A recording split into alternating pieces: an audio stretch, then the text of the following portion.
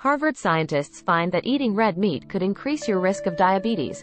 Switching from red meat to plant-derived protein sources could lower the risk of diabetes and offer environmental benefits. Consuming as few as 2 servings of red meat weekly could elevate the risk of type 2 diabetes in comparison to those who consume less, a recent study from Harvard T.H. Chan School of Public Health reveals.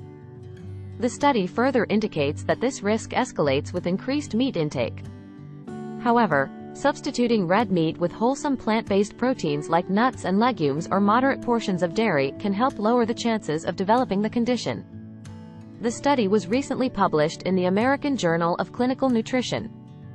Our findings strongly support dietary guidelines that recommend limiting the consumption of red meat, and this applies to both processed and unprocessed red meat, said first author Xiao-Ji Yu, a postdoctoral research fellow in the Department of Nutrition. While previous studies have found a link between red meat consumption and type 2 diabetes risk, this study, which analyzed a large number of type 2 diabetes cases among participants being followed for an extended period of years, adds a greater level of certainty about the association. Rising concerns and research methodology. Type 2 diabetes rates are increasing rapidly in the U.S. and worldwide. This is concerning not only because the disease is a serious burden, but it also is a major risk factor for cardiovascular and kidney disease, cancer, and dementia. For this study, the researchers analyzed health data from 216,695 participants from the Nurses' Health Study, NHS, NHS2, and Health Professionals Follow-up Study, HPFS. Diet was assessed with food frequency questionnaires every 2 to 4 years, for up to 36 years. During this time, more than 22,000 participants developed type 2 diabetes. Key research outcomes. The researchers found that consumption of red meat, including processed and unprocessed red meat, was strongly associated with increased risk of type 2 diabetes.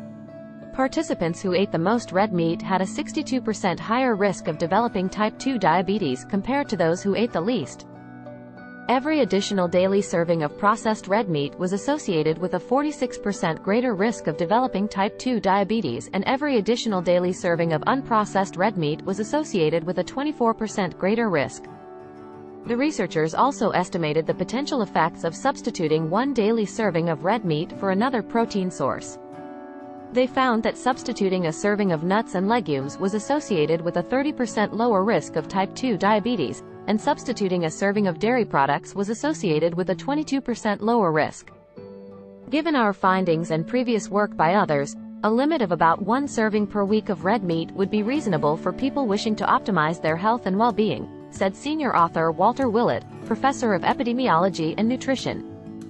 In addition to health benefits, swapping red meat for healthy plant protein sources would help reduce greenhouse gas emissions and climate change, and provide other environmental benefits, according to the researchers.